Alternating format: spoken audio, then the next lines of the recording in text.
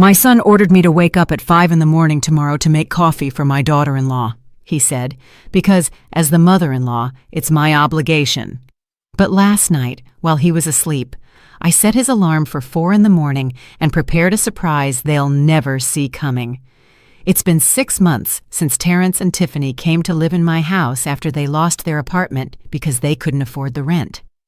My son had lost his job at a commercial roofing company where he was making about $600 a week, and Tiffany had to close her nail salon because the debts piled up to $8,000. They arrived with 2 huge suitcases and a shoebox full of unpaid bills, promising it would only be temporary until they could get back on their feet financially. Welcome to my Voices of Auntie May. I share new life stories here every day, and I'd really appreciate it if you hit subscribe and liked my video. Now, let's jump back into my story. I'm sure you'll love it if you keep listening till the end. At first, everything seemed normal. I cooked their favorite meals, I cleaned their rooms, and I helped them out, just like any mother would for her struggling child.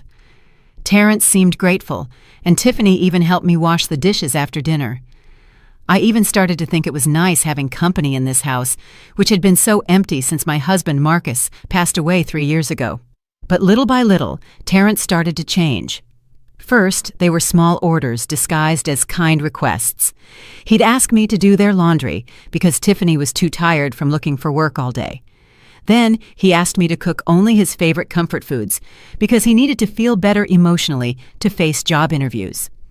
Next, he asked me to clean their room every single day because Tiffany was apparently allergic to dust. Things got strange when Terrence started talking to me like I was his personal employee. He no longer said please or thank you when I served his food. His orders came out dry and direct during dinner, while Tiffany nodded along as if everything was completely normal.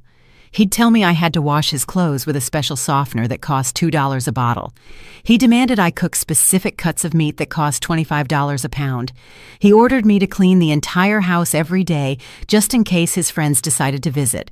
And like a fool, I obeyed everything, truly believing it was my duty to help my son until he got back on track. Last month, Terrence found a new job at an insurance company where he makes $400 a week. Tiffany also found a part-time job at a local hair studio, making $200 a week. Between the two of them, they have an income of $600 per week, enough to rent a small apartment and start over. But they haven't left my house. In fact, their behavior toward me has gotten worse. Last night was the final straw. After dinner, roast chicken that I had cooked with my own hands and paid for with my Social Security check of $1,000 a month, Terrence stood up from the table, looked me straight in the eye, and told me with a coldness that froze my blood that tomorrow I had to wake up at 5 in the morning to prepare milk and coffee for Tiffany in bed, along with French toast and fresh fruit. He said she was used to an early breakfast, and since I was the mother-in-law, it was my obligation. Tiffany smiled from her chair, caressing her dyed blonde hair, which she gets touched up every 2 weeks at the salon where she works, as if she had just received the greatest gift in the world. She didn't say a single word to defend me or to suggest that a 71-year-old woman didn't need to get up before dawn to serve her breakfast. She simply savored the moment while my own son turned me into his personal maid. I stood by the table with the dirty dishes in my trembling hands, feeling like 45 years of sacrifice and unconditional love were crumbling in a single second. For decades, I worked double shifts at the packaging plant, getting up at 5 in the morning and returning home at 9 at night to pay for Terrence's vocational program, which cost $10,000. I sold the gold jewelry my husband Marcus gave me on our wedding anniversary to buy him his first motorcycle for $3,500. I mortgaged this house, which I'd paid off with 20 years of honest work, to loan him $15,000 when he wanted to start his own engine repair business, which later went bankrupt due to his irresponsibility and lack of commitment. And now he was standing there, in my own house, in the living room where he grew up playing with his toy cars, ordering me to become his wife's free domestic worker. I couldn't sleep that night. I stayed awake until 3 in the morning, thinking about every moment that led me here. I remembered when Terrence was 8 and got pneumonia. how I spent all my $600 in savings on medicine and private doctor visits because the care at County General Hospital was too slow. I remembered when he turned 18 and told me that when he grew up, he would take care of me and give me everything I deserved for being the best mother in the world. I remembered when he married Tiffany 5 years ago and promised in his speech in front of all the guests that he would always honor and respect his mother because everything he had, he owed to me. All those promises now seemed like cruel lies designed to manipulate my mother's heart. At 3:30 in the morning, I made a decision that would change everything forever. I got out of bed, walked silently down the hallway where photos of Terrence from babyhood to his graduation were hung, and entered his room without a sound. Terrence was sleeping deeply with that heavy breathing he always had since he was a child having nightmares. I took his phone from the nightstand, set his alarm for 4 in the morning, and wrote a note that read, "Time to make coffee for your wife, like a real husband." But that wasn't all.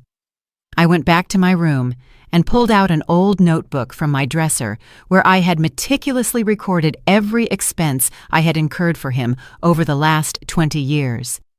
Every loan, every favor, every dollar I spent saving him from his financial problems and irresponsibilities. The total was $75,000 that he had never returned or even mentioned. Tomorrow, Terrence is going to wake up at 4 in the morning and understand that I am no longer his personal employee. He will wake up and find a detailed bill for everything I have given him during his adult life. And then, he will receive the surprise I've been secretly preparing these last few weeks. A surprise that will change the rules of this game forever because I've decided that I will not be anyone's doormat, not even my own son who shares my last name. When Terrence was 5 years old and got bronchitis, I sold my white gold engagement ring for $200 to pay for the medicine that insurance didn't cover. That was the first of countless times I sacrificed something of mine to give him everything. Now, as I wait for his alarm to ring at 4 in the morning, I realize that every single one of those sacrifices brought me to this moment of humiliation in my own home.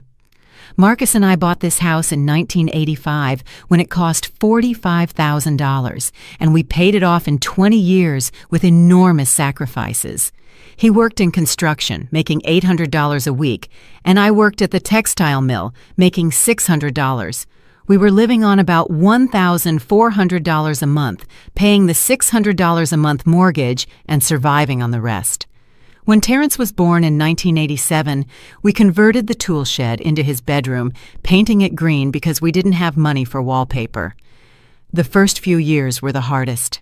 Terrence was a sickly baby who constantly caught colds. Doctor visits cost $75 each, and medicines sometimes cost up to $100 a month. Marcus worked extra shifts on weekends to earn extra money, and I stopped buying new clothes for 3 years so I could pay for everything Terrence needed. When Terrence turned 10, Marcus had an accident at the site and was out of work for 4 months. I worked double shifts at the factory from 5 in the morning until 10 at night, making $400 a week. Terrence was left alone at home after school, and when I got home at 11 at night, I always found him asleep on the sofa waiting for me. I would leave dinner prepared in the refrigerator with a note telling him how much I loved him. During those 4 months, I sold the pearl earrings Marcus gave me on our first anniversary, my father's watch that I had inherited when he died, and even the porcelain dinnerware that had belonged to my grandmother. Everything to keep the house running and make sure Terrence didn't feel like he was missing anything. I never told him we were having financial problems because I wanted to protect his childhood. When Terrence reached adolescence, things got more expensive. He needed new clothes every 6 months because he was growing fast, and the athletic sneakers he wanted cost $120 a pair. His schoolmates had video games and new bikes, and Terrence would come home asking me why he couldn't have the same things. Marcus and I decided our son wasn't going to feel inferior to anyone. We worked extra shifts for a full year to buy him the $500 mountain bike, the $400 video game console, and the name brand clothes his friends wore. I stopped going to the hair studio and started cutting my own hair to save the $60 a month I spent on my personal upkeep. At 17, Terrence wanted to study automotive mechanics at a private vocational institute because he said the public schools didn't have good programs. The tuition cost $10,000 annually for 2 years. Marcus and I didn't have those savings, so we mortgaged the house, which we had already finished paying off, for the second time to get the money. We signed papers that committed us to paying $400 a month for 15 years. Terrence studied mechanics for 2 years, but he never graduated because in the last semester he decided he didn't like getting his hands dirty with motor oil. He dropped out of school 3 months before finishing, and the $20,000 we had paid was completely lost. When I asked him why he hadn't finished, he told me he had changed his mind and now wanted to work in sales because it was easier and he could earn more money. At 20, Terrence got a job at a local used car lot where he earned $300 a week plus commission. He fell in love with a Honda motorcycle that cost $3,500 and asked me to lend him the money because the bank wouldn't give him credit since he had no credit history. Marcus had already died of a heart attack the year before, and I was living alone on my widow's pension of $1,000 a month. I sold the gold jewelry Marcus had given me during our 25 years of marriage, the wedding earrings, the bracelet from our 10th anniversary, and the necklace he gave me when Terrence was born. In total, I got $2,800. I gave the $2,500 to Terrence for his motorcycle and kept $300 for personal expenses. Terrence promised to pay me $50 a month until the debt was paid off, but after 6 months, he stopped giving me money, claiming he had too many expenses and would pay me back when he had a better job. He never returned a single penny of that loan. At 23, Terrence met Tiffany at a nightclub and fell madly in love. Tiffany worked as a manicurist at a cheap salon and made $200 a week. Terrence wanted to impress her by taking her to expensive restaurants and buying her costly gifts that he couldn't afford on his salary. He started asking me for loans every 2 weeks. $50 for a romantic dinner, $80 for perfume, $40 for a dress Tiffany wanted. During the first year of their courtship, Terrence borrowed more than $3,500 from me for his dates with Tiffany. I gave it to him because I thought I was helping my son be happy and build a solid relationship. I never imagined I was financing an irresponsible man who didn't understand the value of money or honest work. When Terrence decided to marry Tiffany, he asked me to help with the wedding because her parents didn't have the financial resources. The celebration they wanted cost $15,000. The banquet hall, the food for 100 guests, the wedding dress, the groom's suit, the flowers, the music, and the cake. I had $8,000 saved from my pension over 3 years, but it wasn't enough. I mortgaged my house for a third time to get the remaining $7,000. I signed papers that committed me to paying $400 a month for 20 years, money that represented more than half of my monthly pension. But I wanted Terrence to have the wedding of his dreams and start his marriage in the best possible way. The wedding was beautiful. Terrence looked very sharp in his $700 black suit, and Tiffany looked like a princess in her $2,500 white dress. During his speech, Terrence publicly thanked me in front of all the guests, saying that everything he had in life he owed to his mother, that I was the most generous and self-sacrificing woman in the world, and that he would always care for and protect me. All the guests applauded emotionally, and I cried tears of joy, thinking my son had finally understood the value of everything I had done for him throughout his life. 5 years later, Terrence is standing in my kitchen, ordering me to wake up at 5 in the morning to serve his wife breakfast in bed, as if I were his personal domestic employee. All those sacrifices, all those sleepless nights working to give him the best, all those moments when I put his needs before mine, brought me to this point where my own son treats me as if I were invisible, as if everything I did for him never happened. But this morning, everything is going to change because I'm not the same woman who sold her jewelry to buy him toys anymore. I'm no longer the mother who sacrificed in silence, waiting for gratitude that never arrived. After Terrence ordered me to prepare Tiffany's breakfast in bed, I started to notice strange small details in their behavior that made me realize my suspicions about their true intentions were correct. This morning, When his alarm went off at 4, I heard him cursing and yelling from his room, wondering who had changed the time. But the most disturbing thing happened after breakfast. Terrence came down to the kitchen at 6:30 with a look of fury I hadn't seen since he was a teenager. His eyes were red from lack of sleep, and his hair was messy. But what caught my attention the most was the way he looked at me when he saw me preparing my own coffee in my own kitchen. He didn't say good morning or ask me how I had slept. He simply stood in front of me with his arms crossed and asked me in an icy tone if I was the one who changed his alarm. I lied. I told him I didn't know anything about his alarm and that maybe his phone had a technical problem. Terrence studied me with a suspicious look for several seconds, as if he was trying to read my thoughts. Then he moved closer to me and said something that chilled my blood, that from now on, I was forbidden to enter his room without permission, and that if I ever touched his personal belongings again, he would punish me like a disobedient employee is punished. The word employee came out of his mouth so naturally that I realized that was exactly how he saw me. Not as his mother, not as the owner of the house where he lived for free, but as his personal maid, whom he could scold and threaten whenever he felt like it. But the most alarming thing came next, when Tiffany came down for breakfast wearing one of her most elegant dresses and high heels, as if she were going to an important meeting. She sat at the table and asked me to serve her eggs Benedict with smoked salmon, a breakfast that costs approximately $30 at high-end restaurants. When I told her I didn't have those ingredients at home, she looked at me with disdain and told me that I would then have to go to the high-end grocery store to buy everything necessary. Terrence immediately backed up his wife, saying that if Tiffany wanted eggs Benedict with salmon, that was exactly what I had to prepare for her. He handed me $80 from his wallet and ordered me to go to the market immediately, because Tiffany had an important appointment at 10 in the morning and needed a good breakfast for energy. It was at that moment that I noticed something very strange. Tiffany was wearing jewelry I had never seen on her before, small diamond earrings and a rose gold bracelet that looked expensive. When I asked her if they were new, she smiled mysteriously and told me Terrence had given them to her last week to celebrate his new job. But I knew Terrence only made $400 a week at his insurance job, and after paying his personal expenses like gas, food, and entertainment, he wouldn't have enough money to buy jewelry that probably cost more than $1,000. Besides, Tiffany had only started working part-time a month ago, and her $200 weekly salary barely covered her transportation and lunch expenses. As I walked to the high-end grocery store with the $80 in my purse, I started putting together strange situations that had been happening in my house for the last few weeks.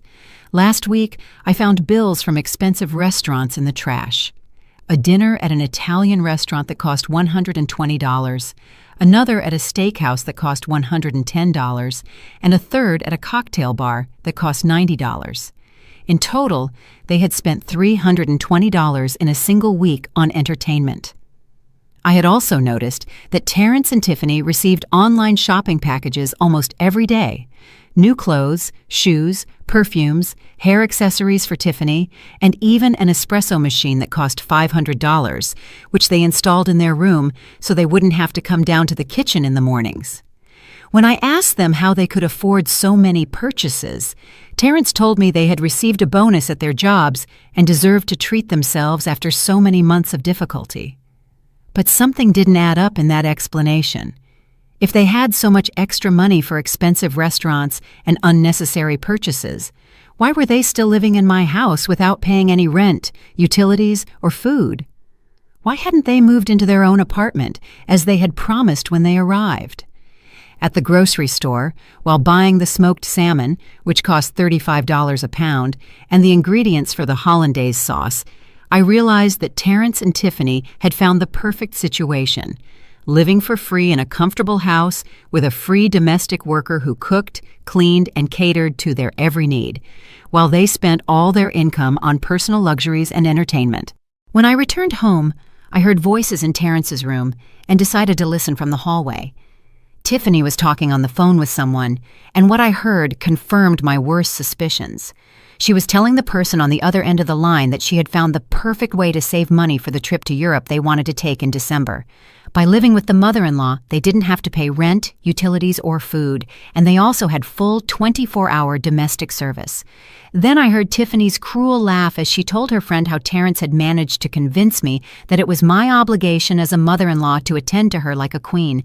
She literally said that I was so naive and manipulative that they could probably stay in my house for years without paying anything while they saved all their money for a down payment on a house of their own in the future.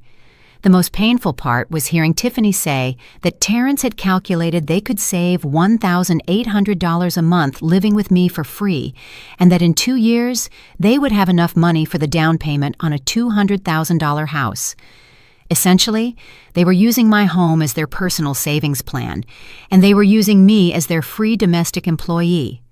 When I finished preparing the Eggs Benedict with salmon and took them to Tiffany on an elegant tray, she didn't even thank me.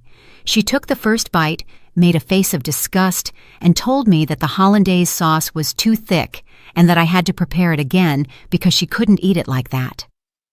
Terrence, who was sitting in bed checking his phone, looked up and told me that I better learn to cook properly because Tiffany had a refined palate and couldn't eat poorly prepared food. He ordered me to go back to the kitchen and make another sauce and not to return this time until it was perfect. I went down to the kitchen with the tray in my trembling hands, feeling the humiliation burn inside me like acid. While preparing the second hollandaise sauce, I understood with total clarity that Terrence and Tiffany had no intention of moving out of my house. They had turned my home into their personal hotel with free, full service, and they had turned me into their private maid. But what they didn't know was that during those 2 hours, it took me to go to the grocery store and prepare their gourmet breakfast. I had made a decision that would change everything. I wasn't going to continue being the silent victim of their selfish and cruel plan. That afternoon, when Terrence and Tiffany left the house for their respective jobs, I took out my phone book and looked up the number for Brenda Hayes, my old neighbor who had moved downtown last year. Brenda had been my confidant during the hardest years after Marcus died, and I knew she was the only person who would tell me the truth without sugarcoating the words.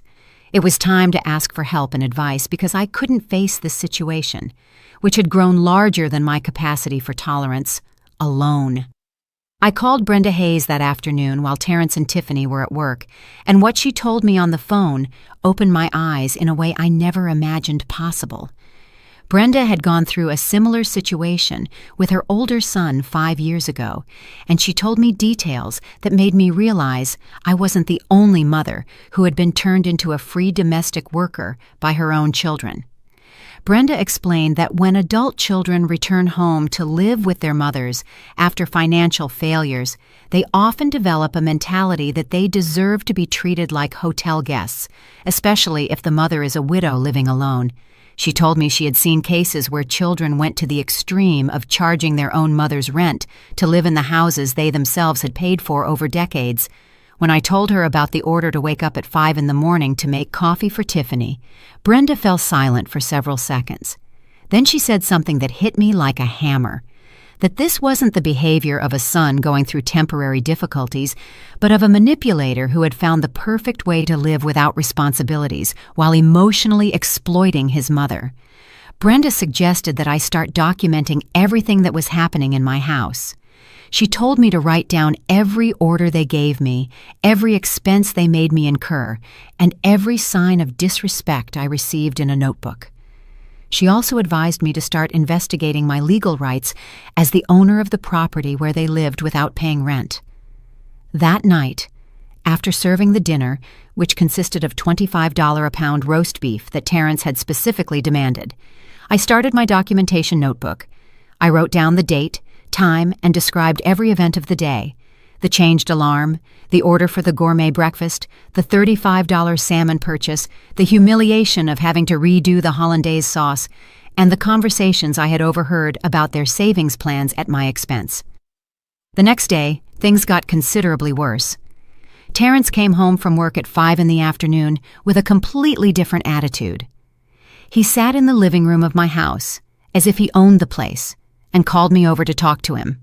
When I approached, he handed me a handwritten sheet of paper and told me he had prepared a list of my new responsibilities as a housekeeper. The list included things that seemed completely irrational to me. Wake up every day at 5 in the morning to prepare Tiffany's gourmet breakfast. Clean their room every day, including making the bed and hand-washing her underwear. Iron all their clothes on Sundays. Do the grocery shopping every Tuesday and Friday. Buying only high-quality ingredients. Cook 3-course dinners every night and keep the house impeccable 24 hours a day in case of unexpected visitors. But the most outrageous thing on the list was the last point, that I had to ask permission before using the television room after 7 at night, because that was the time Terrence and Tiffany wanted to have privacy to relax after their workdays. When I finished reading the list, I looked up and saw Terrence waiting for my response with an expression of authority that was completely unrecognizable. This wasn't the child I had raised with so much love and sacrifice. This was a stranger who had decided to turn his own mother into his personal employee. I asked him if he was serious, and Terrence answered with a coldness that cut my breath. He told me that he and Tiffany had been very generous with me by allowing me to live in the same house as them, but if I wanted to continue enjoying their company, I had to understand my place and my responsibilities. Tiffany appeared at that moment, coming down the stairs, dressed in a new outfit that had probably cost $200. She approached Terrence, kissed him on the cheek, and looked at me with a smile that seemed sweet, but had something malicious in her eyes. She asked me if I had reviewed the chore list, and when I said yes, she told me she hoped I understood that they needed a certain level of comfort and service to feel comfortable in the house.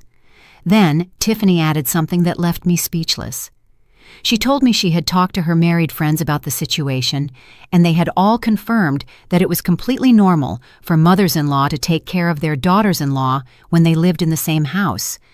She said that in well-organized families, each person had their specific function, and my function was to ensure that she and Terrence had everything they needed to be happy and productive. That night, while washing the dishes from the dinner that had cost $60 in special ingredients, I realized that Terrence and Tiffany had carefully planned this conversation. It hadn't been a spontaneous decision or an emotional reaction. They had strategically thought about how to formalize my position as their domestic employee, even creating written rules to ensure I completely understood my new status in my own house. The next day, I began secretly following Brenda's instructions about documenting everything. I noted that I got up at 5 in the morning to prepare Tiffany's breakfast, that I spent $22 on special ingredients, that I cleaned her room for an hour, finding expensive clothes scattered everywhere, and that Terrence scolded me because I hadn't vacuumed under his bed. I also started looking for information online about my rights as the homeowner. I discovered that in our state, when adults live on a property without paying rent and without a formal contract, they are technically considered tenants at will, and the owner can ask them to leave with 30 days prior notice. But the most important thing I discovered was that there were lawyers specializing in cases of family financial abuse, which is exactly what was happening to me. I found the phone number of a law office that offered free consultations for older people in situations of domestic exploitation. That Friday, Tiffany asked me to organize a special dinner for 6 people because she was going to invite her friends over to show off the house. She told me she wanted to serve a 4-course meal with imported wine and calculated the ingredients would cost approximately $150. She handed me the money and told me she expected the food to be at the level of an elegant restaurant. While buying the expensive ingredients Tiffany had demanded, I realized that this dinner wasn't really to impress her friends with the food. It was to impress them with the fact that she had a mother-in-law who served her like a maid. Tiffany wanted to show off her new social status where she didn't have to cook, clean, or worry about household chores because her mother-in-law took care of everything. That night, while serving the elegant dinner that had taken 6 hours to prepare, I heard Tiffany telling her friends how comfortable her new life was. She told them she was very lucky to have married a man whose mother understood the importance of keeping the family happy and together. Tiffany's friends congratulated her on finding such a convenient situation, and one of them commented that she wished her own mother-in-law was so helpful and understanding.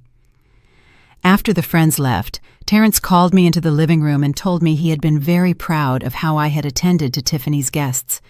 He said I was finally understanding my role in the family, and that if I kept behaving that way, we could all live in harmony for a long time. That phrase, "for a long time," confirmed what I had already begun to suspect.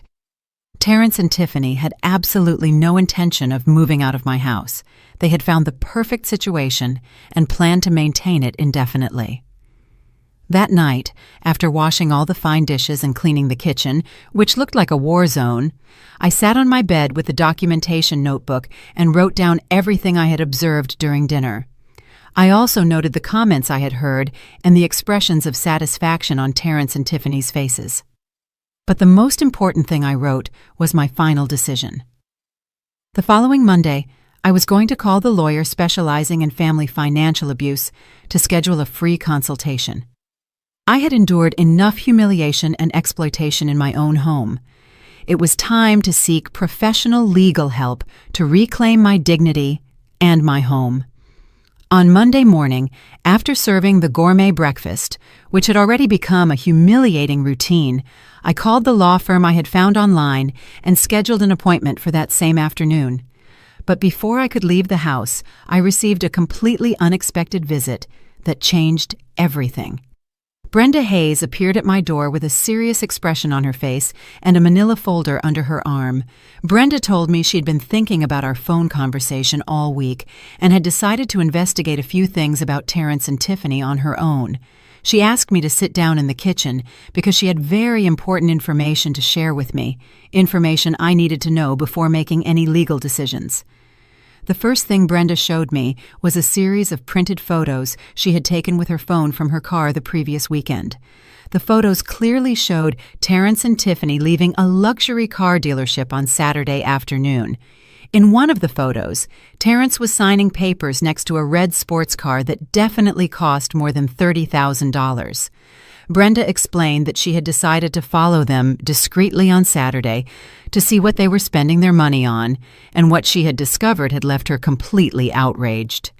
Not only had they bought the sports car, but they had then gone to a luxury mall where Terrence had bought Tiffany a new engagement ring that cost $3,000, according to the information Brenda had subtly gotten by asking the jewelry store. But that wasn't all. Brenda had spoken to Denise Williams, an old co-worker from the textile mill who now worked at the bank where Terrence had applied for the car loan. Denise had told her that Terrence had lied on his credit application, claiming he lived in a home he owned, free of a mortgage, and valued at $200,000, and that he had no rent or utility expenses because he was the homeowner. Essentially, Terrence had used my house and my financial stability as collateral to get bank credit, without my knowledge or authorization. He had presented documents where he appeared as the owner of my property and had calculated his disposable income based on the fact that he was living completely free of charge thanks to me. Brenda then showed me a copy of Terrence's credit report that Denise had obtained unofficially. The report showed that over the last 6 months, Terrence had applied for and obtained 4 different credit cards with total limits of $30,000, and he had lied on all the applications about his living situation.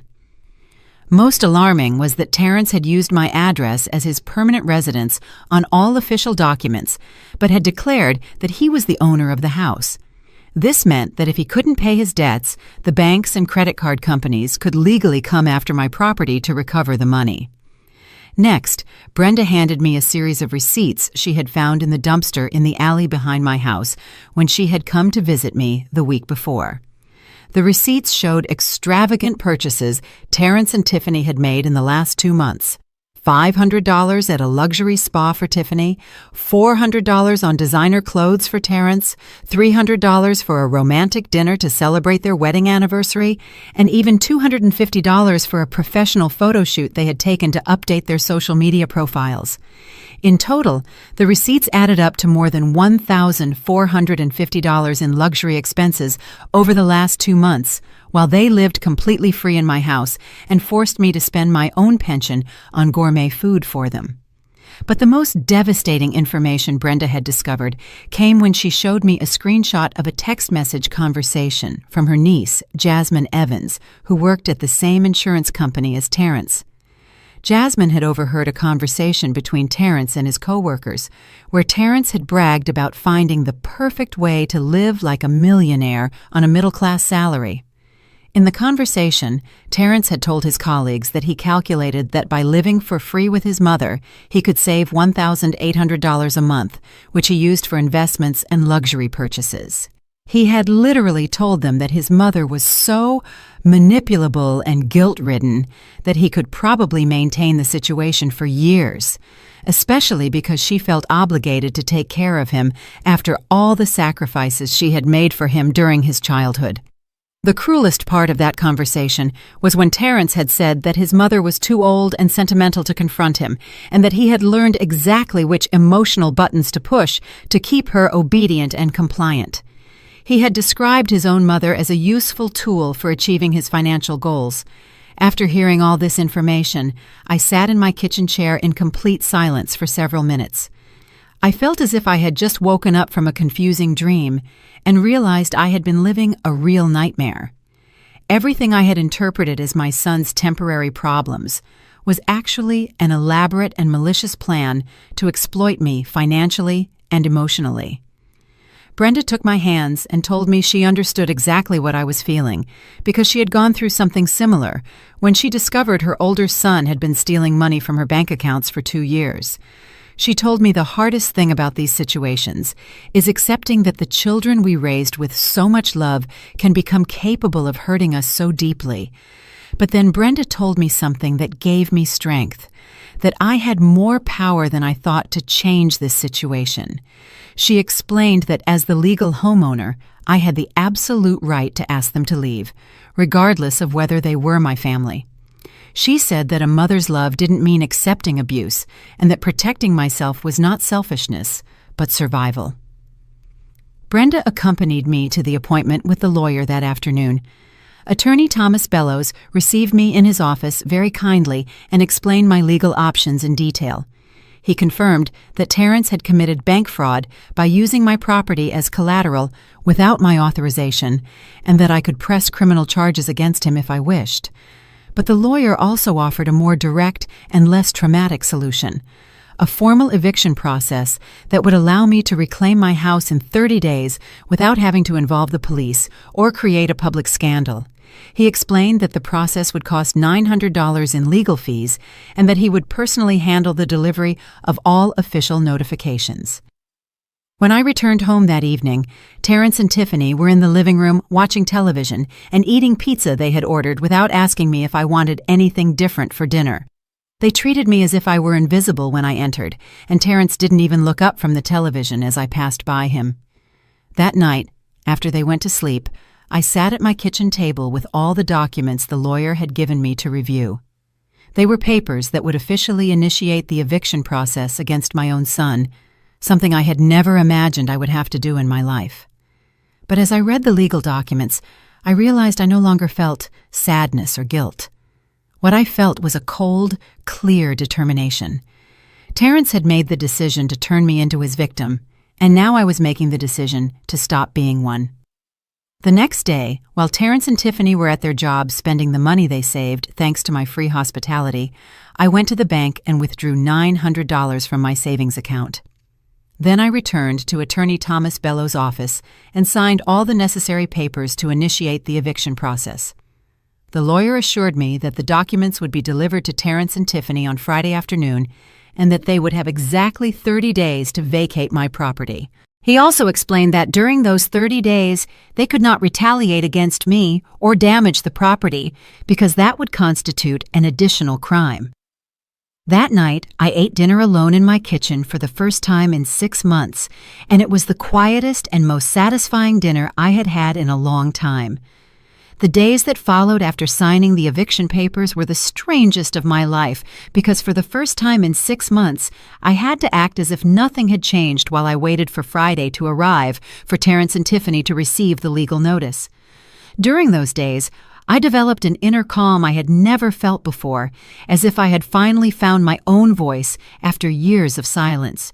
On Tuesday morning, when Terrence woke me up by yelling from his room that I had forgotten to prepare Tiffany's milk and coffee at 5 in the morning, I simply got up, went to the kitchen, and prepared the breakfast without saying a word.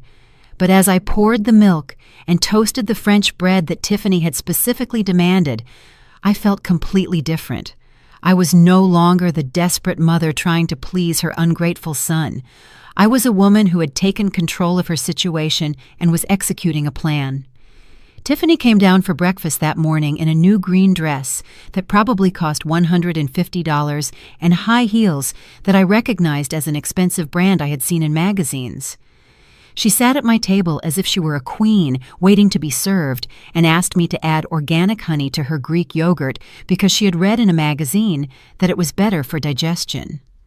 When I served her breakfast on the silver tray that had belonged to my mother, Tiffany tasted the coffee and made a disgusted expression. She told me it was too strong and that I had to prepare a new cup because she couldn't drink bitter coffee. Instead of feeling humiliated as I had other times, I simply smiled and told her, "Of course, I'll immediately prepare another coffee exactly the way you like it." Tiffany looked at me strangely because of my calm attitude, but she didn't say anything. As I prepared the second coffee, I thought about how in 3 days she would receive the legal papers explaining that she would have to prepare her own coffee in another house for the rest of her life. That afternoon, I decided to do something symbolic but important. I called my cousin, Rhonda Clark, who lives in Atlanta, and invited her to come visit me for the weekend. Rhonda was very surprised by my call because she knew Terrence and Tiffany were living with me and didn't understand why I suddenly wanted to have visitors. I told her I wanted to see her and had some important news to share with her. Rhonda agreed to come on Saturday morning and stay until Sunday.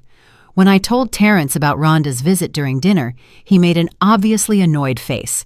He told me he didn't think it was appropriate for me to invite people to the house without consulting him first, because he and Tiffany needed their privacy and didn't want to feel uncomfortable with strangers in their personal space. The phrase "their personal space" seemed so absurd that I almost laughed out loud. Terrence was talking about my own house, as if it were his private property, and was trying to forbid me from inviting my own family. I responded very calmly that Rhonda was my cousin and that I had the right to welcome her into my house whenever I wanted. Terrence was visibly upset by my response, but he didn't insist on the issue, probably because he didn't want to create a conflict before receiving the legal documents that would change everything. On Wednesday morning, I received a call from attorney Thomas Bellows confirming that everything was ready for the document delivery on Friday at 5 in the afternoon. He explained that he would personally come to my house, accompanied by a court official, to officially deliver the eviction notices to Terrence and Tiffany. He told me I didn't have to be present during the delivery if I didn't want to, but it was important that after that moment, I didn't allow them to pressure or emotionally manipulate me.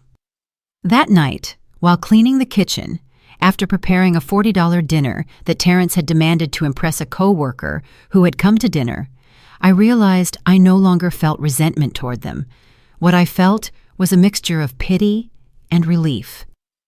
Pity because my son had become a person I didn't recognize, and relief because I had finally found a way to free myself from a situation that was slowly destroying me.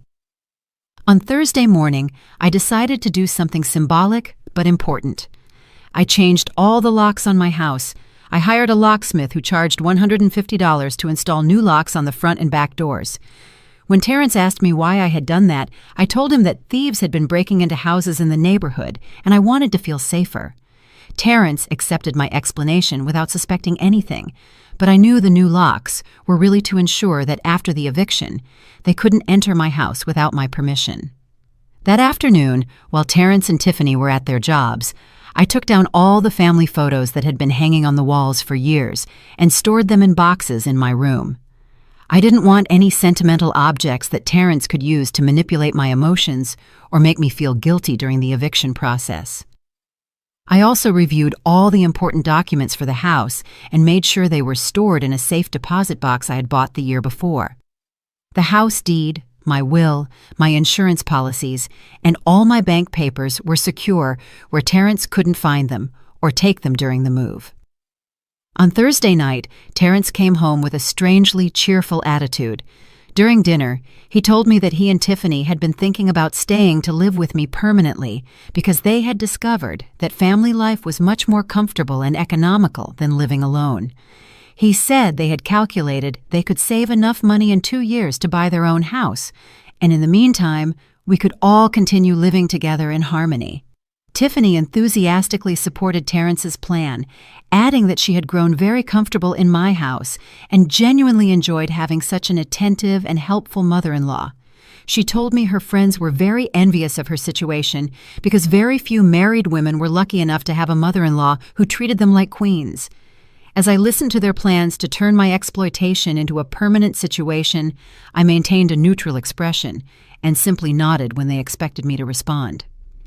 Internally, I felt completely calm because I knew that in less than 24 hours, those plans would completely fall apart.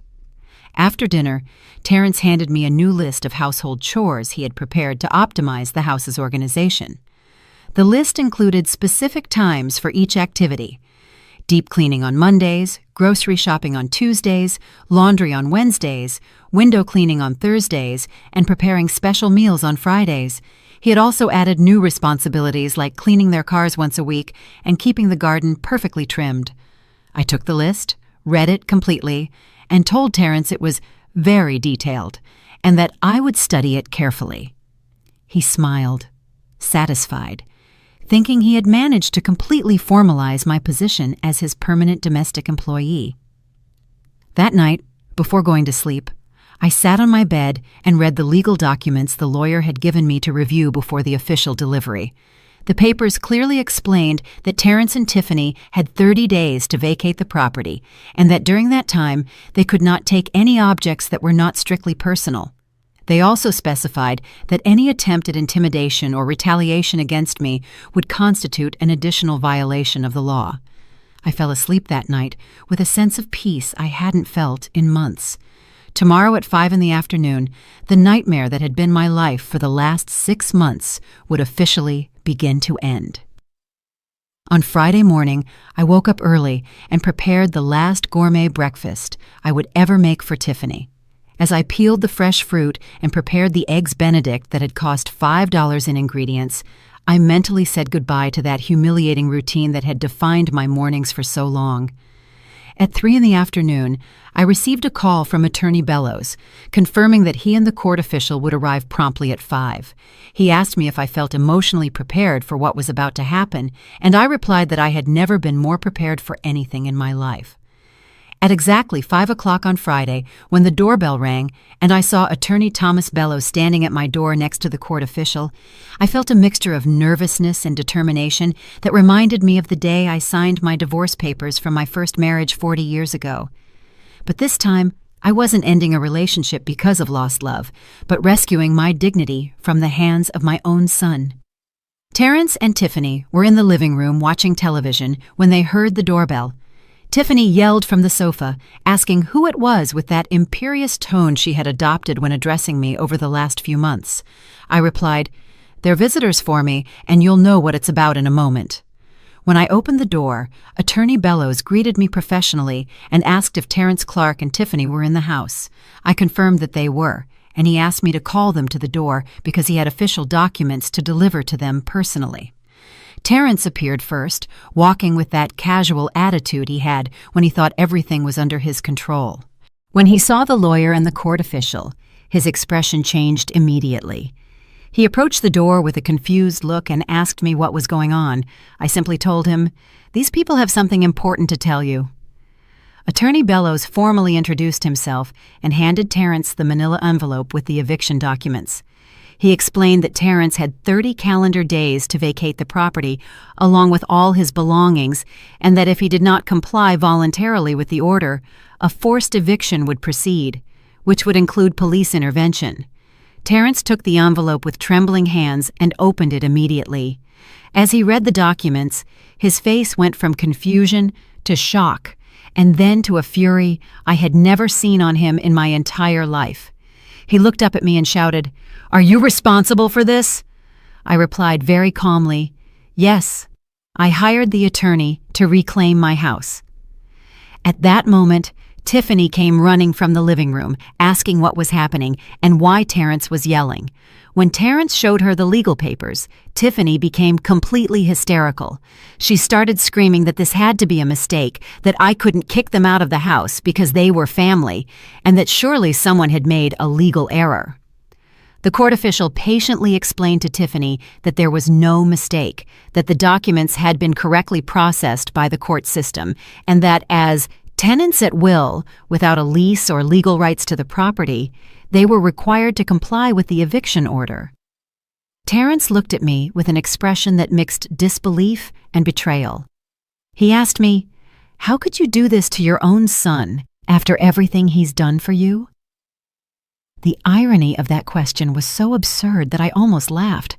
I replied, "Precisely because you are my son, I expected you to treat me with respect in my own house, and you chose to turn me into your free domestic employee." Tiffany interrupted, screaming that I was an ungrateful old woman, that they had been very generous by keeping me company in my empty house, and that without them I would be completely alone and depressed. She told me I should be thankful. They had decided to stay with me instead of moving me to a nursing home where I belong. That threat about the nursing home confirmed that Brenda had been right about Terrence and Tiffany's long-term intentions. They not only wanted to exploit me as a domestic employee, but they had also considered the possibility of getting rid of me completely when I was no longer useful to them. Terrence tried to change strategy and adopt a more emotional tone. He told me he understood they might have made some mistakes in living together, but those problems could be resolved by talking like a civilized family. He pleaded with me to cancel the legal process and give them another chance to prove they could live together in harmony. I replied that they had already had 6 months of opportunities and had chosen to turn every day into a humiliation for me. I told him, "A son who forces his 71-year-old mother to wake up at 5 in the morning to serve breakfast in bed to his wife does not deserve another opportunity." Attorney Bellows explained that they had the right to seek legal counsel if they wanted to dispute the order, but that as occupants without contractual rights to the property, they had very few legal options available. He also reminded them that any damage to the property during the next 30 days would constitute an additional criminal offense.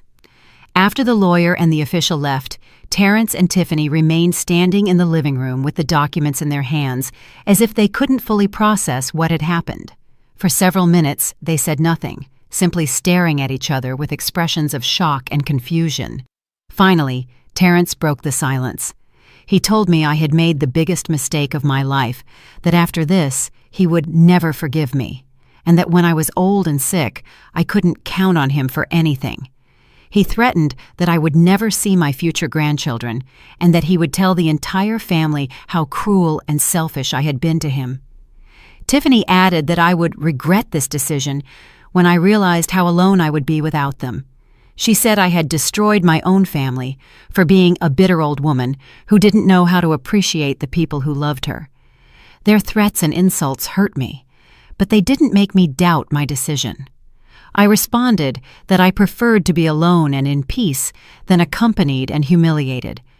I told them that a son who threatens his mother with taking away her grandchildren as punishment for defending her dignity was demonstrating exactly why I had made the right decision. That night, Terrence and Tiffany locked themselves in their room and talked in low voices for hours.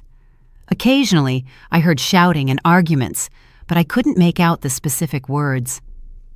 At 11 at night, Terrence came out of the room and came to the kitchen where I was reading a book. He sat down across from me and adopted a completely different attitude. With a soft, controlled voice, he told me he had been thinking about the whole situation and realized that perhaps they had been too demanding of me. He apologized for having been insensitive to my feelings and promised that if I canceled the eviction, they would completely change their behavior.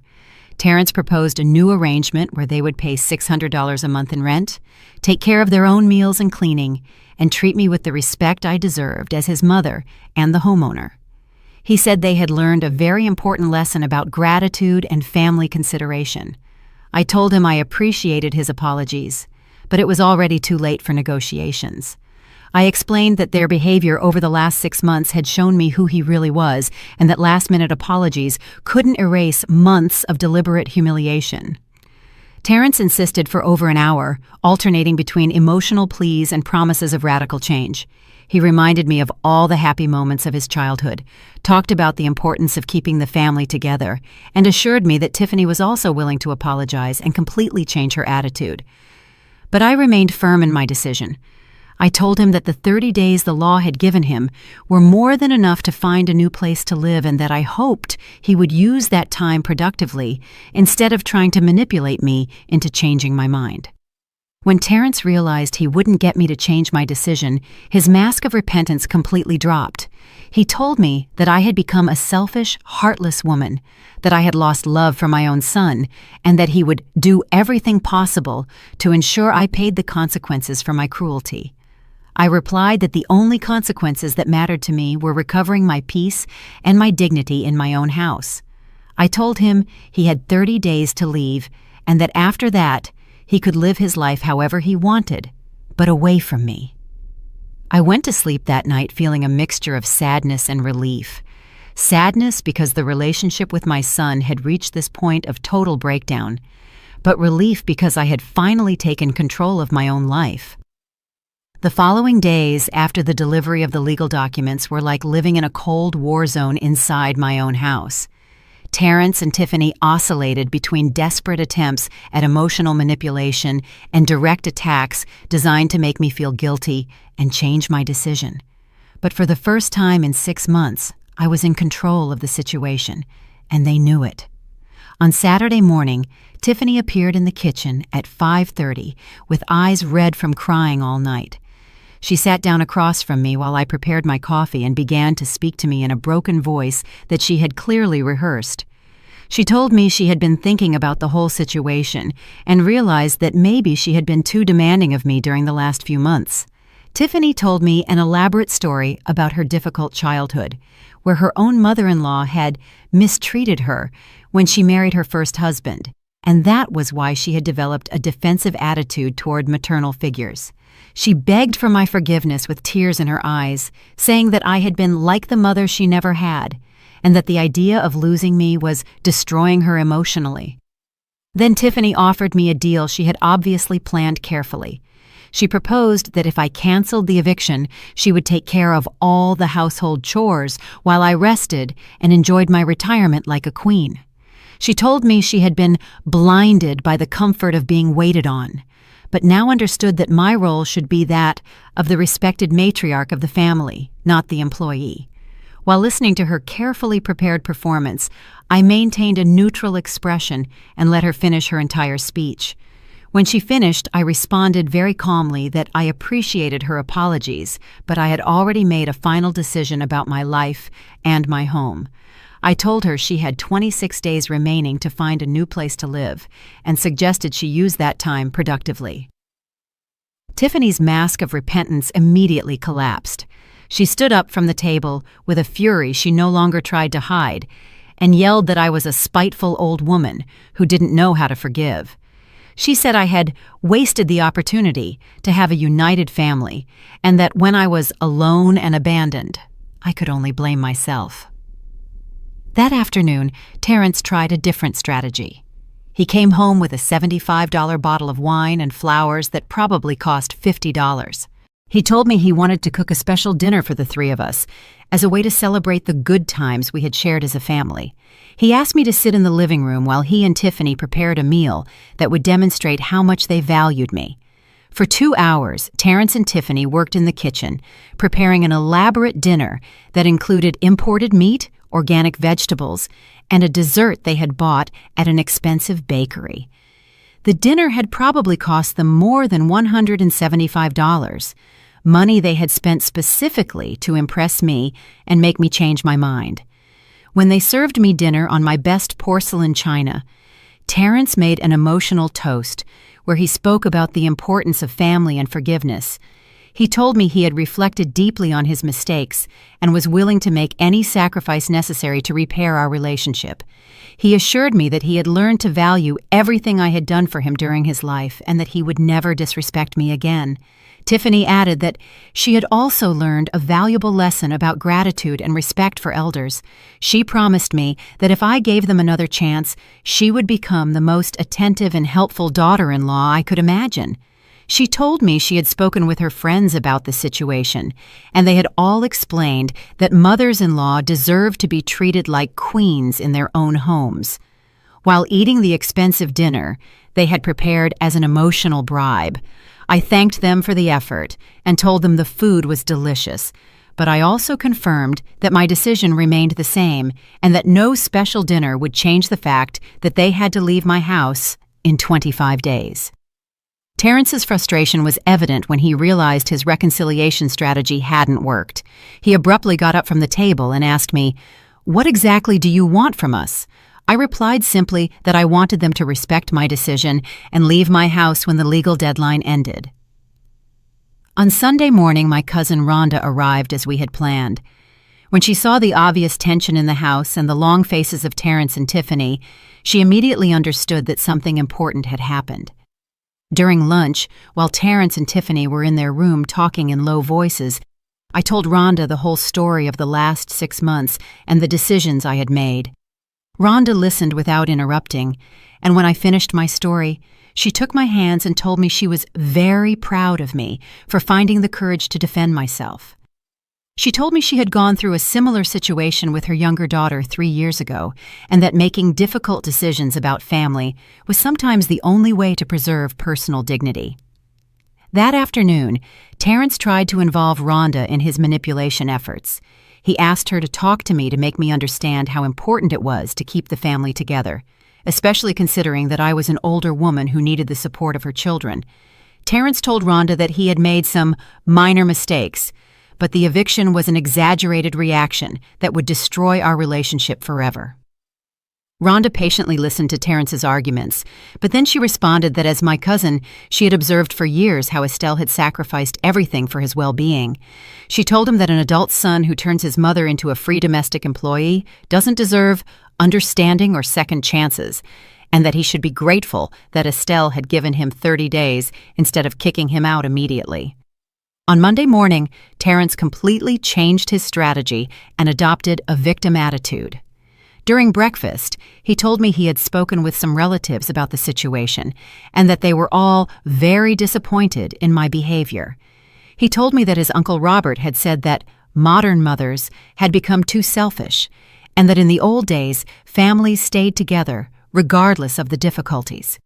Then Terrence informed me that he had called my sister, who lives in another state, to tell her what was happening. According to him, my sister was very worried about my mental stability and had suggested that perhaps I needed psychological help to deal with the loneliness of widowhood. Terrence told me that several relatives were considering coming to visit me to stage a family intervention. That manipulation, using other relatives, bothered me more than all the previous ones because Terrence was trying to create a narrative where I was the irrational villain and he was the innocent victim. I told him very clearly that he could call whoever he wanted, but no relative was going to change my decision because none of them had lived in my house for the last 6 months being treated like a domestic employee. On Tuesday, Terrence adopted a strategy of financial intimidation. He told me he had been researching the cost of living for a single woman my age and that I had no idea how expensive life had become. He explained that my $1,000 monthly pension was not enough to maintain a large house, especially considering the costs of utilities, maintenance, security, and food. Terrence presented me with a detailed list of monthly expenses that, according to him, I would have to face alone. $300 for utilities, $200 for food, $100 for house maintenance, and various other expenses totaling more than $800 a month. He told me that mathematically it was impossible for me to live alone without financial help. Then he offered me a proposal that he presented as an economically beneficial solution for everyone. If I canceled the eviction, he and Tiffany would pay $600 a month in rent, take care of all utility expenses, and share the costs of food and maintenance. He told me that from a financial point of view, it was a completely irrational decision to kick them out when they were willing to contribute financially. I replied that I had lived alone for 3 years after my husband's death and had managed all the household expenses perfectly well with my pension and my savings. I told him that the difference between living alone and living with them was not economic, but emotional, and that I preferred to eat beans every day in peace than to eat expensive meat in an environment of constant humiliation. On Wednesday night, Tiffany made her last desperate attempt at manipulation. She came to my room at 11 at night with an exaggerated look of sadness and told me she had something very important to confess. She sat on the edge of my bed and told me she was 6 weeks pregnant and had been waiting for the perfect moment to give me the news. Tiffany told me she had planned to announce the pregnancy during a special dinner the following month because she wanted me to be the first to know I was going to be a grandmother. With tears in her eyes, Tiffany begged me to reconsider the eviction for the sake of the baby. She said she couldn't bear the idea of raising her child away from his grandmother, and that all children deserve to have a close relationship with their grandparents. She promised me that if I canceled the legal process, she would ensure I had a central role in the baby's life. I listened to her entire emotional confession without interrupting, but when she finished, I told her I regretted that she had decided to use a pregnancy as a tool for manipulation. I explained that if she was truly pregnant, that was an additional reason for her and Terrence to find their own home where they could raise their child with independence and responsibility. I told her that a child needed parents who knew how to live autonomously, not parents who depended on emotionally exploiting a grandmother to maintain their lifestyle. I assured her that if the baby existed, I would be happy to meet and love him, but that would happen in my house during scheduled visits, not as a result of emotional blackmail. Tiffany left my room that night with an expression of total defeat, finally understanding that none of her strategies were going to work. On Thursday morning, Terrence and Tiffany officially began packing their belongings. I heard them moving around the house, gathering their things with a frantic and resentful energy. Occasionally, I heard sarcastic comments about how unfair and cruel I had been to them, but they no longer tried to talk directly to me. While they packed, I sat in my kitchen with a cup of coffee, and for the first time in 6 months, I felt completely at peace in my own home. The day Terrence and Tiffany finally left my house was a Saturday in March, exactly 30 days after they received the legal documents. During those last 4 weeks, they had packed their belongings with deliberate slowness, as if they were waiting until the last moment for me to change my mind. But when the final day arrived, they understood that my decision was definitive and irreversible. That morning, I woke up at 6. Not because someone had ordered me to, but because I wanted to see the sunrise from my window without the pressure of having to prepare gourmet breakfast for people who didn't respect me. I made my own coffee in my own kitchen, sat at my favorite table, and for the first time in 6 months, enjoyed the complete silence of my home. At 9 in the morning, Terrence and Tiffany began loading their belongings into the red sports car they had bought with the money they saved living for free in my house. They had accumulated so much stuff that they had to make 3 different trips, carrying boxes, suitcases, appliances, and all the expensive clothes they had bought during the months they didn't pay rent or utilities. While they loaded this car, I remained seated in my living room reading a book without offering to help or say an emotional goodbye. They had had 30 days to prepare for this moment, and I had had 30 days to get used to the idea that my relationship with Terrence had changed forever. When Terrence came to return the house keys to me, he looked at me with a mixture of resentment and sadness that no longer affected me emotionally.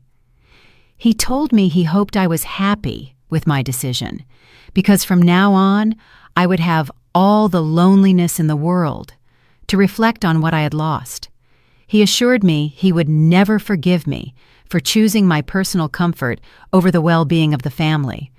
I replied that I was completely at peace with my decision and that I wished him the best in his new independent life.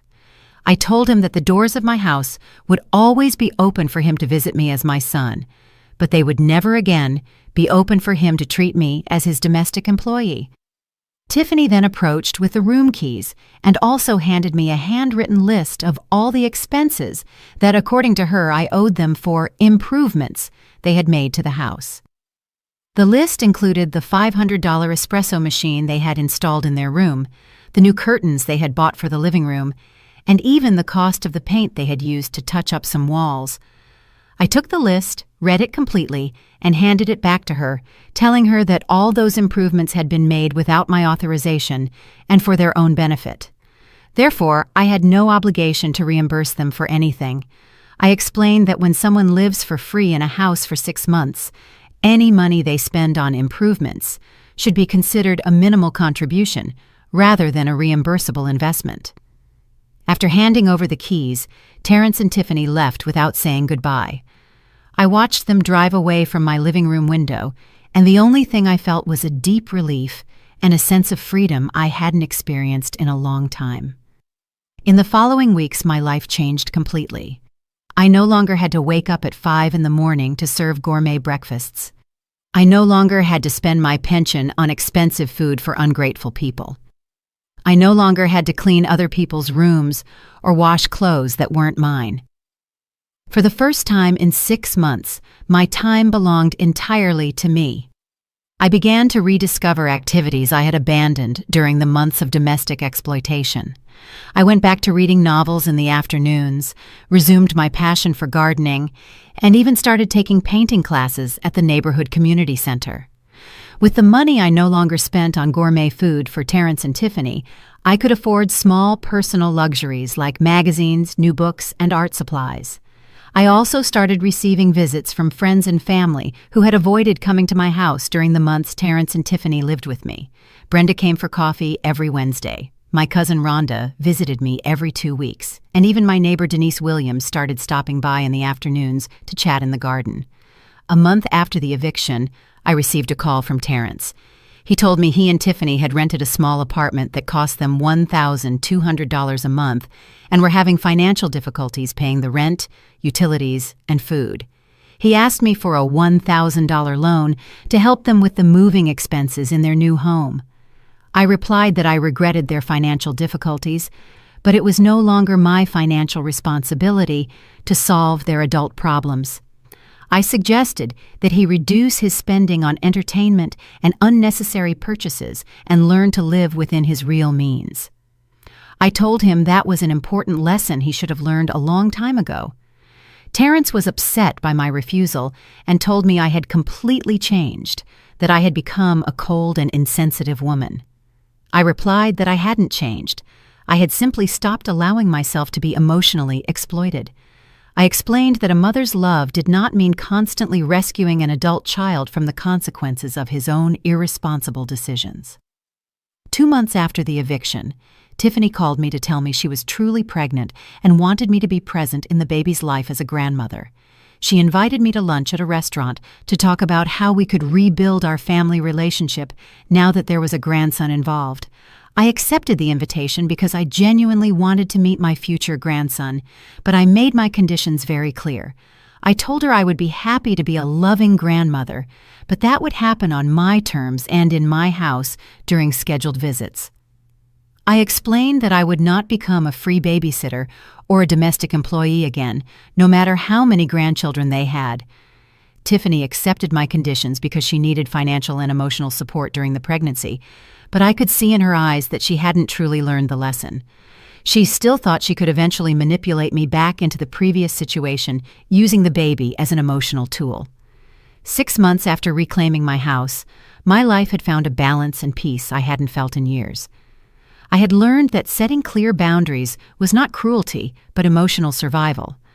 I had discovered that chosen solitude was infinitely better than toxic company, and I had understood that true love for children sometimes requires letting them face the consequences of their actions.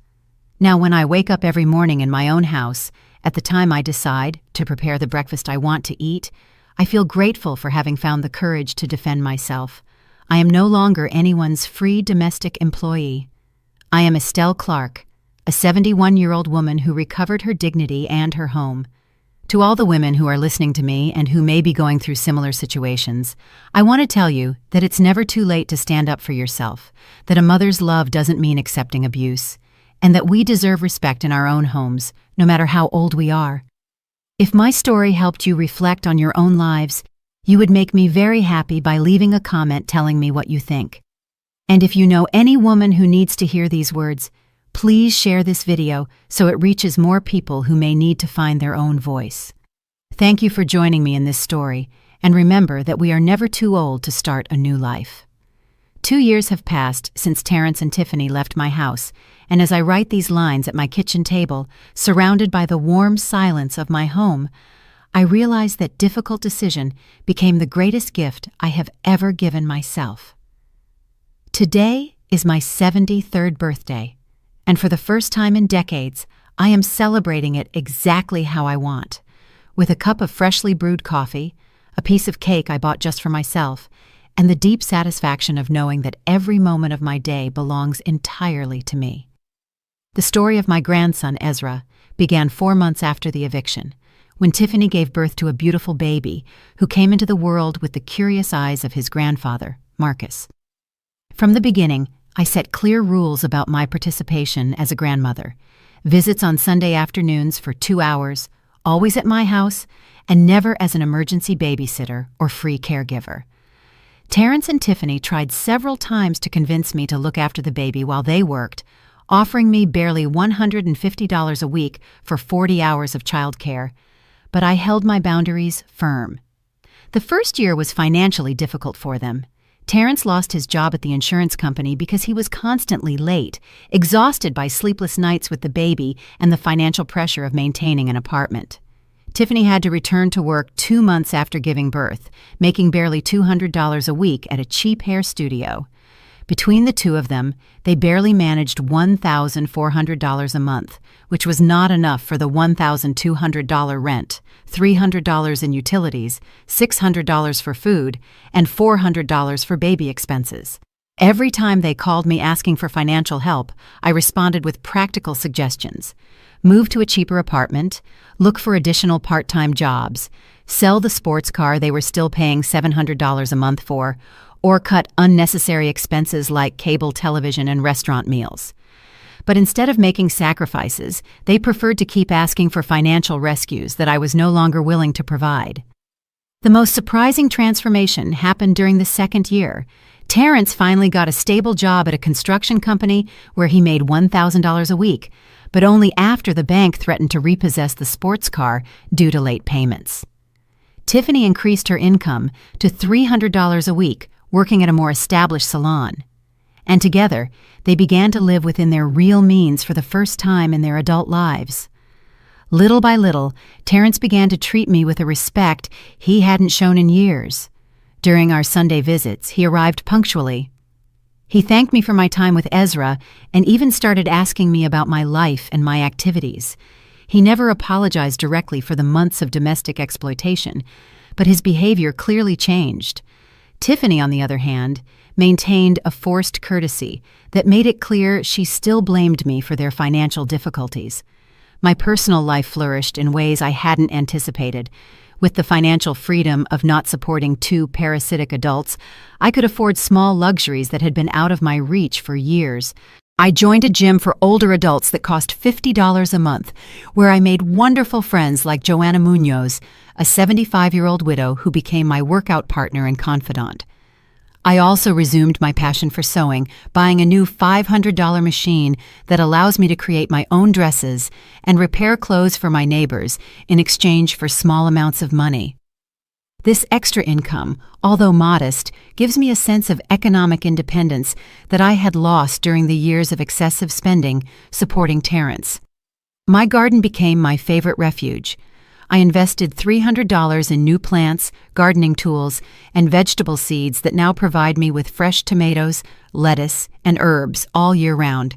The mornings I used to spend preparing gourmet breakfasts for ungrateful people, I now spend watering my plants and enjoying the birdsong from the trees Marcus and I planted. My relationship with Brenda deepened into a genuine friendship based on shared experiences and mutual respect. We meet every Wednesday for lunch and talk about our lives without the pressure of solving the problems of adult, irresponsible children. Brenda told me that her older son, after being kicked out of her house 5 years ago, now has a thriving appliance repair business and visits her regularly with respect and gratitude.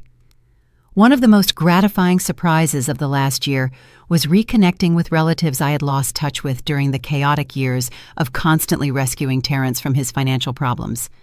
My cousin Rhonda Clark, who lives in Atlanta, started visiting me every 3 months, and we discovered we share a passion for history books and mystery novels.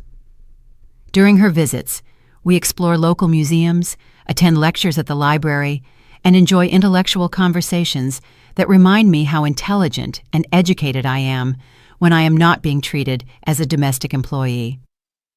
The most liberating aspect of my new life is managing my money.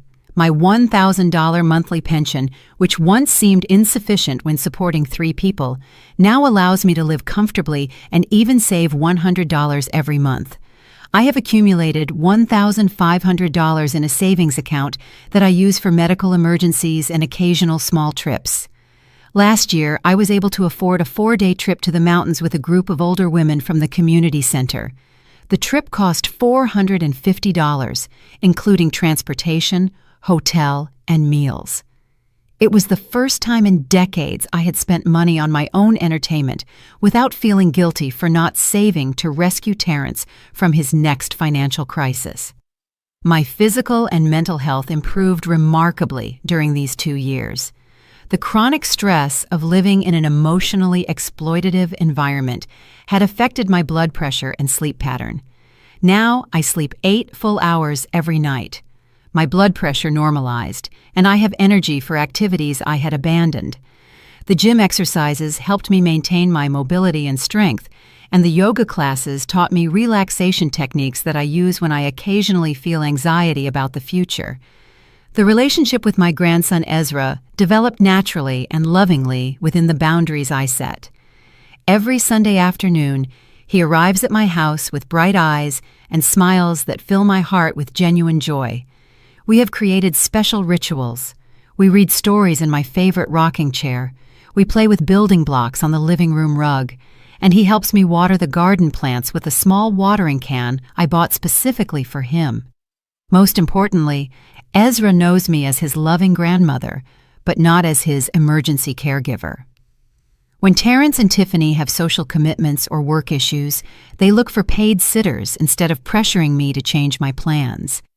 This healthy dynamic allows me to enjoy my grandson without the resentment I would have developed if they had turned me into a free caregiver. 6 months ago, Terrence surprised me with a conversation I never expected. During one of our Sunday visits, after Ezra fell asleep in my arms, Terrence told me he had been reflecting on the months he lived in my house and finally understood why I had made the decision to kick him out. He said that facing his own responsibilities as a father and husband, he had realized how unfair he had been to me during those 6 months. It wasn't exactly a full apology, but it was an acknowledgement that my decision had been correct and necessary. He told me that he and Tiffany had learned to value their economic independence and were proud to be able to support their family without depending on anyone else. He also thanked me for not giving in to his manipulations, because that had forced them to mature into responsible adults. Tiffany, although less expressive in her feelings, also began to treat me with a genuine cordiality that contrasts dramatically with the imperious attitude she had when she lived in my house. During Sunday visits, she and I have found conversation topics that go beyond Ezra. We talk about our jobs, our reading, and even exchange cooking recipes. The deepest aspect of my personal transformation has been rediscovering my own identity beyond the role of the self-sacrificing mother. For decades, I defined my personal worth in terms of how much I could give and sacrifice for my son. But now I understand that my emotional well-being and personal dignity are equally important. I have learned that setting boundaries is not selfishness, but self-respect, and that saying no to irrational demands is a form of self-love. Some nights, when I sit on my back porch watching the stars, I reflect on the woman I was 2 years ago compared to the woman I am now. The Estelle of before lived in a constant state of anxiety, trying to please people who would never be satisfied no matter how much she sacrificed. The Estelle of now lives with a deep serenity, knowing that every decision I make is based on my own well-being and values. If I could talk to other women going through similar situations, I would tell them that it is never too late to take back control of their lives, that love for children does not require self-annihilation, and that teaching healthy boundaries is one of the best gifts we can give our families. I would tell them that chosen solitude is infinitely superior to toxic company, and that we deserve respect in our own homes no matter our age. Tomorrow I will start my day as always, waking up when my body is ready, preparing the breakfast I want to eat, and planning activities that bring me joy. Ezra will come on Sunday as always, and we will enjoy our time together on my terms. Terrence and Tiffany will continue building their independent life, and I will continue to be a loving but non-exploitable part of their lives. This is my story of personal liberation, and I hope it inspires other women to find their own voice and worth. I'm really glad you're here and that I could share my story with you. If you liked it, show me by liking the video and subscribing to my channel. Let's see how many of us there are. Write in the comments which city you're watching from and what time it is. I'm so curious to know where all you wonderful people are tuning in from. If you want to support me a little extra, you can also send a small donation. I share new life stories for you every single day, and now 2 of my most popular stories will pop up on the screen so you can choose what to watch next.